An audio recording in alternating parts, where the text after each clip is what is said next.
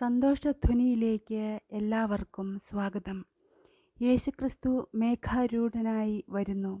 ഏത് കണ്ണും അവനെ കുത്തിത്തുളച്ചവരും അവനെ കാണും. ഭൂമിയിലെ ഗോത്രങ്ങളൊക്കെയും അവനെ ചൊല്ലി വിലപിക്കും. ഉവ്വ്, ആമേൻ. ഞാൻ അൽഫയും ഒമേഗയും ആകുന്നു എന്ന് ഇരിക്കുന്നവനും ഇരുന്നവനും വരുന്നവനുമായി സർവശക്തിയുള്ള ദൈവമായ കർത്താവ് അരുളിച്ചെയ്യുന്നു. പ്രിയരെ, സമയം അടുത്തിരിക്കുന്നു. എല്ലാറ്റിൻ്റെയും അവസാനം സമീപിച്ചിരിക്കുന്നു. ആകയാൽ പ്രാർത്ഥനയ്ക്ക് സുബോധമുള്ളവരും നിർമ്മതരുമായിരിപ്പിൻ. സകലത്തിനു മുൻപേ തമ്മിൽ ഉറ്റ സ്നേഹമുള്ളവരായിരിപ്പിൻ. സ്നേഹം പാപങ്ങളുടെ ബഹുത്വത്തെ മറയ്ക്കുന്നു. പിറുപിറുപ്പ് കൂടാതെ തമ്മിൽ അതിഥി സൽക്കാരം ആചരിപ്പിൻ. പത്രോസ് എഴുതിയ 1-ാം ലേഖനം 7-ാം അധ്യായത്തിൽ നമ്മെ സ്നേഹത്തോടെ ഓർപ്പിക്കുന്ന തിരുവചനമാണ് ഇത്. ശ്രദ്ധിക്കുക. നിങ്ങൾ പ്രാർത്ഥിക്കുന്നവരാണോ? സുബോധത്തോടെയാണോ ആയിരിക്കുന്നത്? നിങ്ങളിൽ ഉറ്റ സ്നേഹമുണ്ടോ? നിങ്ങൾ പിറുപിറുക്കുന്നവരാണോ? നിങ്ങളുടെ പ്രിയപ്പെട്ടവർ ആരെങ്കിലും ഭവനത്തിൽ വരുമ്പോൾ നിങ്ങൾ ഇഷ്ടക്കേട് കാണിക്കാറുണ്ടോ? നിങ്ങളുടെ കൂട്ടു സഹോദരങ്ങളെ വേദനിപ്പിക്കുന്ന എന്തെങ്കിലും പ്രവൃത്തി നിങ്ങളുടെ ഭാഗത്തു നിന്ന് ഉണ്ടായിട്ടുണ്ടോ? ദയവായി സ്വന്തം ഹൃദയത്തെ ശോധന ചെയ്യുക. മാനസാന്തരപ്പെട്ട് ദൈവത്തിങ്കിലേക്ക് തിരിയുക. വീഴാതെ വണ്ണം നിങ്ങളെ സൂക്ഷിച്ച് തൻ്റെ മഹിമാസന്നിധിയിൽ കളങ്കമില്ലാത്തവരായി ആനന്ദത്തോടെ നിർത്തുവാൻ ശക്തിയുള്ള നമ്മുടെ കർത്താവായ യേശുക്രിസ്തുവിങ്കിലേക്ക് നോക്കുക. ദൈവമേ, എന്നോട് കരുണ തോന്നണമേ എന്ന് അപേക്ഷിക്കുക. തിരുവചനം നമ്മെ പഠിപ്പിക്കുന്നു, ഉറ്റ സ്നേഹമുള്ളവരായിരിപ്പിൻ എന്ന്. സ്നേഹം ആചരിപ്പാൻ ഉത്സാഹിപ്പിൻ എന്ന് ആണ് പറഞ്ഞിരിക്കുന്നത്. സ്നേഹമില്ലെങ്കിൽ സംഭവിക്കുന്നത് എന്തെല്ലാമാണെന്ന് അറിയാമോ? ജഡത്തിൻ്റെ പ്രവൃത്തികൾ വെളിപ്പെട്ടു വരും.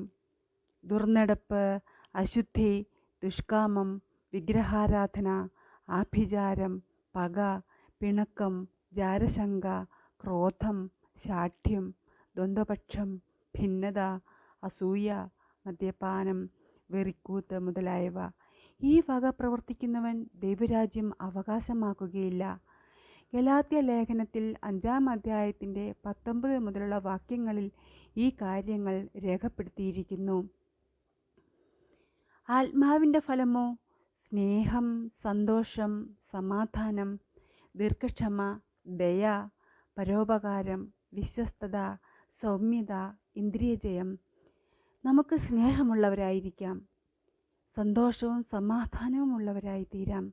ദീർഘക്ഷമയും ദയയും വിശ്വസ്തതയും സൗമ്യതയും ഉണ്ടായിട്ട് മാതൃകയുള്ള ഒരു ജീവിതത്തിനായി പ്രാർത്ഥിക്കാം. നിങ്ങളുടെ തെറ്റുകളെ ഏറ്റുപറഞ്ഞ് ഉപേക്ഷിക്കുക. ഹൃദയത്തെ ശുദ്ധീകരിക്കുക. ദൈവം തെറ്റുകളെ ക്ഷമിച്ച് മഹാകരുണ കാണിക്കും. കർത്താവായ യേശുക്രിസ്തു ഈ ലോകത്തിൽ മനുഷ്യനായി അവതരിച്ചത് പാപികളെ രക്ഷിക്കാനാണ്.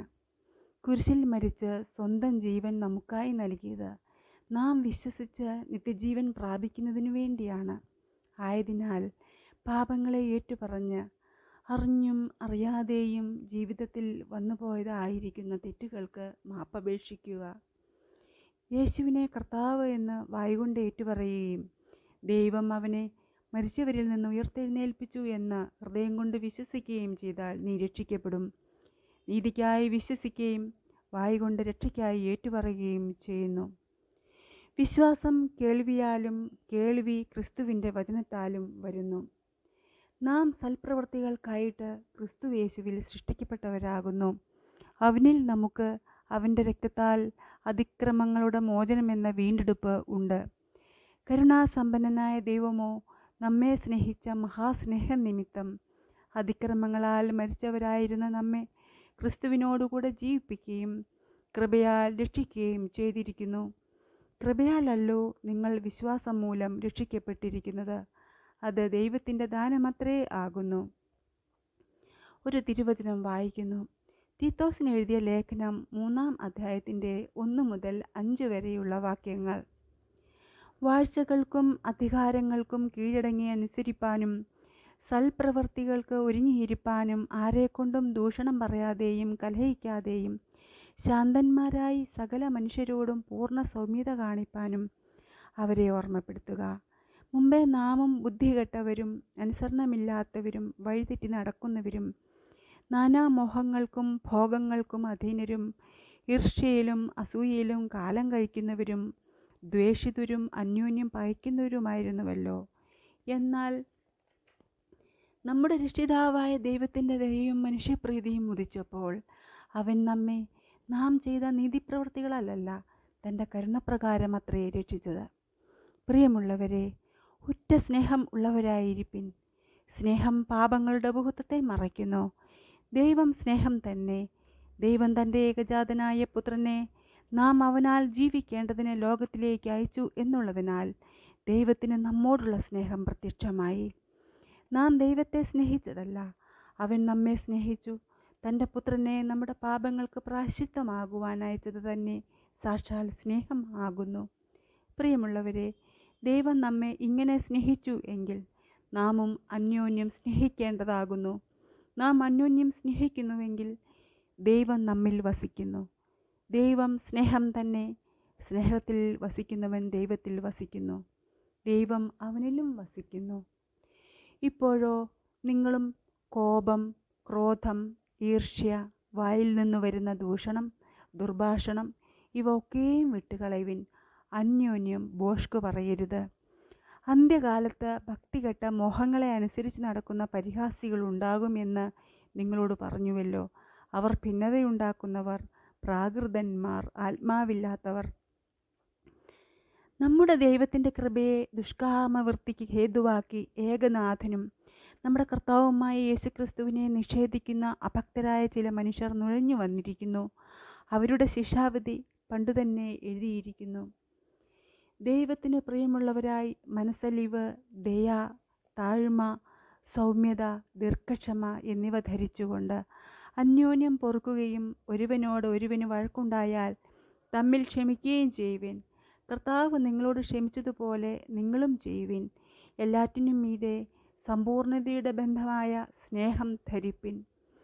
നിങ്ങളുടെ വാക്ക് എപ്പോഴും കൃപയോടു കൂടിയതും ഉപ്പിനാൽ രുചി വരുത്തിയതും ആയിരിക്കട്ടെ. യേശുക്രിസ്തുവിൻ്റെ കരുണയ്ക്കായി കാത്തിരുന്നു കൊണ്ട് ദൈവസ്നേഹത്തിൽ നിങ്ങളെ തന്നെ സൂക്ഷിച്ചു കൊള്ളുവിൻ. ജീവനെ ആഗ്രഹിക്കുകയും ശുഭകാലം കാണുവാൻ ഇച്ഛിക്കുകയും ചെയ്യുന്നവൻ ദോഷം ചെയ്യാതെ തൻ്റെ നാവിനെയും വ്യാജം പറയാതെ തൻ്റെ അധരത്തെയും അടക്കിക്കൊള്ളട്ടെ. അവൻ ദോഷം വിട്ടകന്ന ഗുണം ചെയ്യുകയും സമാധാനം അന്വേഷിച്ച് പിന്തുടരുകയും ചെയ്യട്ടെ. കർത്താവിൻ്റെ കണ്ണ് നീതിമാന്മാരുടെ മേലും അവൻ്റെ ചെവി അവരുടെ പ്രാർത്ഥനയ്ക്കും തുറന്നിരിക്കുന്നു. എന്നാൽ കർത്താവിൻ്റെ മുഖം ദുഷ്പ്രവർത്തിക്കാർക്ക് പ്രതികൂലമായിരിക്കുന്നു. നിങ്ങൾ നന്മ ചെയ്യുന്നതിൽ ശുഷ്കാന്തിയുള്ളവരായിരിപ്പിൻ. നമുക്ക് പ്രാർത്ഥിക്കാം. യഹോവേ, നീ തിരഞ്ഞെടുത്തവരുടെ നന്മ ഞാൻ കാണേണ്ടതിനും നിന്റെ ജനത്തിൻ്റെ സന്തോഷത്തിൽ സന്തോഷിക്കേണ്ടതിനും നിന്റെ അവകാശത്തോടുകൂടെ പുകഴേണ്ടതിനും നിന്റെ ജനത്തോടുള്ള കടാക്ഷപ്രകാരം എന്നെ ഓർത്ത് നിന്റെ രക്ഷ കൊണ്ട് എന്നെ സന്ദർശിക്കണമേ. ക്രിസ്തുവിലുള്ള നിങ്ങൾക്ക് ഏവർക്കും സമാധാനം ഉണ്ടാകട്ടെ.